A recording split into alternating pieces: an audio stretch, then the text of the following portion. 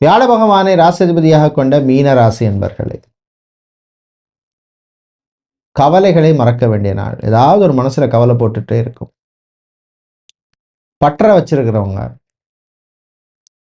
Tiffin centre வச்சிருக்கவங்க, juice கடை, tea கடை, காஃபி ஷாப், ஹோட்டல், இவர்களுக்கெல்லாம் லாபத்தை தரக்கூடிய நாளாக இருக்கும். வேலையில மட்டும் கொஞ்சம் கவனமா இருக்கணும். யாரையும் நம்பி எந்த பொறுப்பையும் கொடுத்துறாதீங்க. மன அமைதிக்காக கோவிலுக்கு போகலாமா, இந்த கோயிலுக்கு போனா எனக்கு நல்லது நடக்கும் அப்படின்னு மனசுல தோணும். நினைச்சதை பண்ணுங்க. பிரயாணங்கள், பயணங்கள் நல்லபடியாக நடக்கும்.